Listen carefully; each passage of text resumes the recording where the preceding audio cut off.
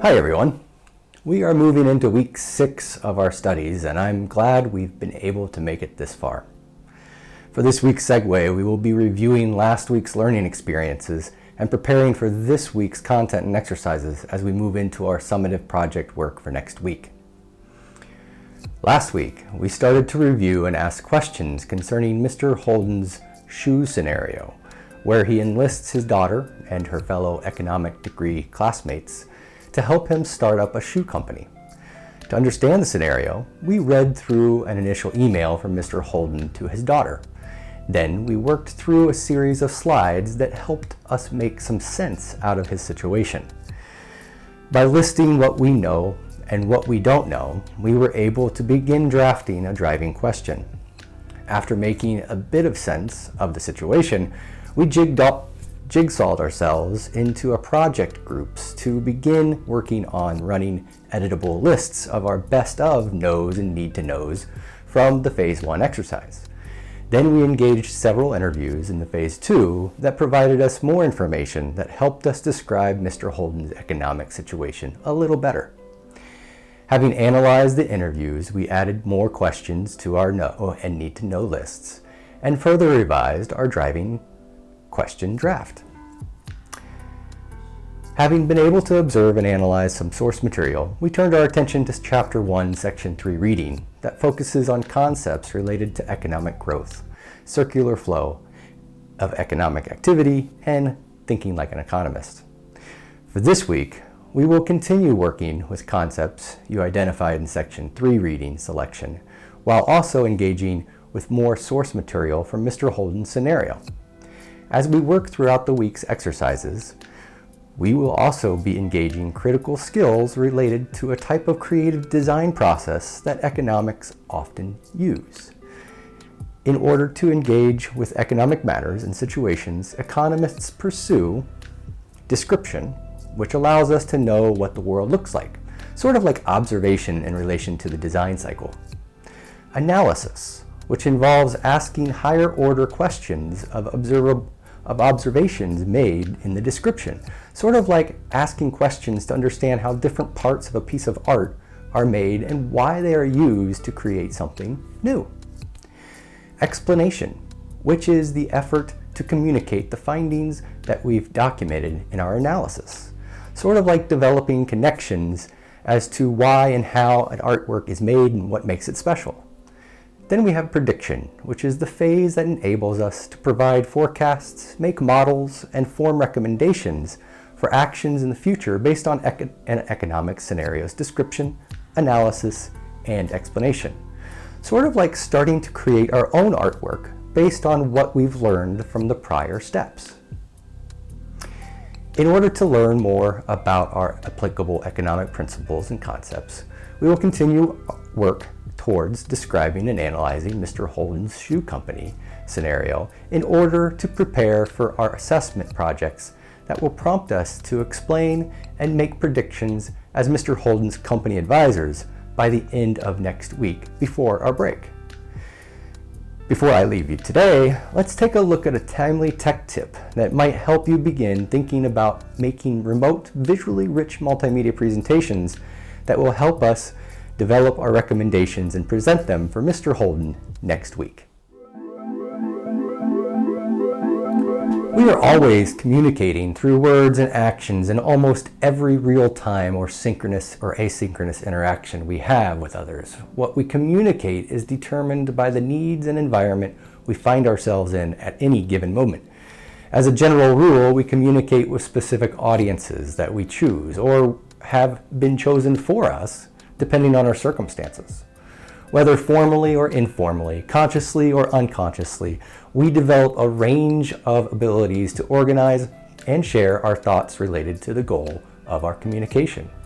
Therefore, everyone must determine the context of our communication and adjust our strategies to convey our ideas. Multimedia presentations are based on communications we engage with that use media.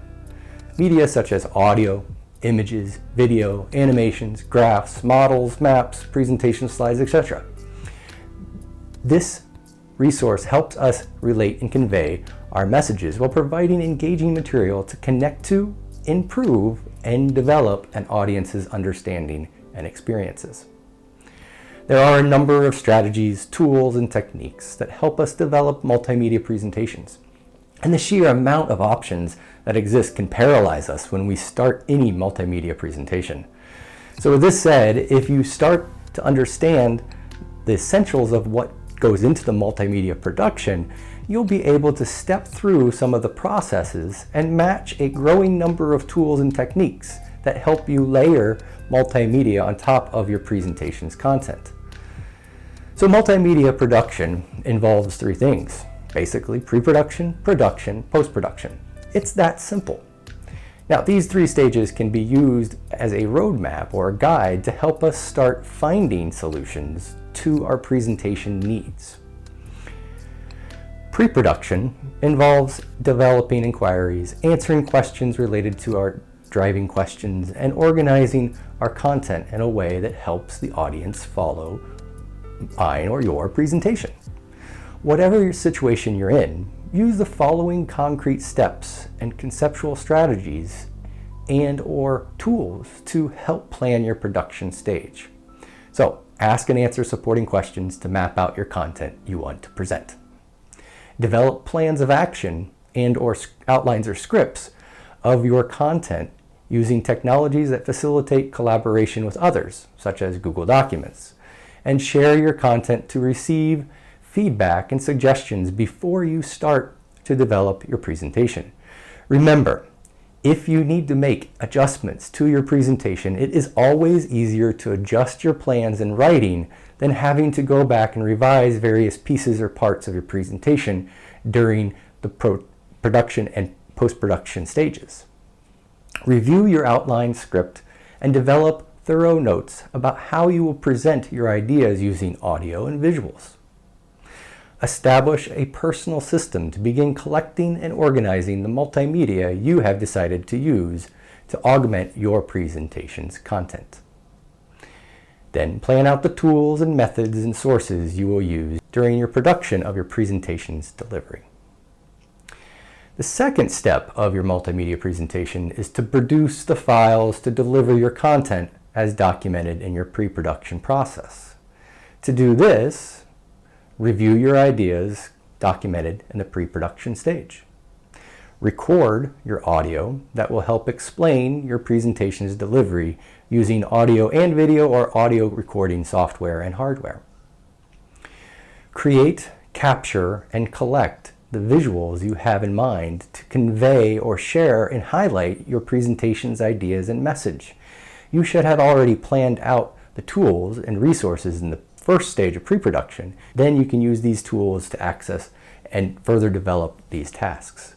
Name and organize the files you are collecting in order to easily find them during the third and final stage of production. Collect Creative Commons citations notes on a document to give credit to any media you're using that is not yours.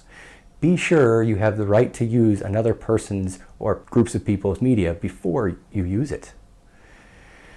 The post-production stage is where you bring it all together with your conceptual understandings and ideas, sequence the sections of your presentations on a digital project timeline, and layer the visuals in relation to your content on top of that timeline. Most of the time, these tasks are performed while using multimedia production suites, applications like iMovie, Movie Maker, Adobe Suite Premiere, KineMaster, Final Cut Pro, WeVideo, DaVinci Resolve, etc. You get my point. Whatever your post-production software is, you should follow a set order to your production tasks as follows. Find and import your audio and video into your chosen application and make necessary adjustments to the audio-video quality and rearrange the audio and video to set the flow of your presentation. It is important to note here that your audio may be attached to your video, and in such cases, then just edit and segment your audio and video together when necessary. Layer your visuals on top of your main audio, video, and match the visuals to the point in the timeline to enhance the audio discussion and presentation's content. Add further stylistic elements to your production as necessary, such as transitions, filters, textual enhancements like titles. Incorporate introduction and transitional and conclusional segments and background audio and sound effects. Publish, export your audio to the location of your device using the commonly used file formats such as .mov or .mp4. Upload the video to the storage service such as Google Drive or YouTube. Adjust the link sharing settings and share that link with your desired audience. When creating multimedia presentations, you can stay pretty simple with your desired product, or you can add techniques at any stage step and challenge yourself to improve the quality of your end product. Just starting out, multimedia presentations can become challenging. But if you earnestly engage and further develop the strategies in this process that I've just presented, the more advanced and effective your communication and presentations will become to an ever-expanding audience. Thank you for watching, and have a wonderful day.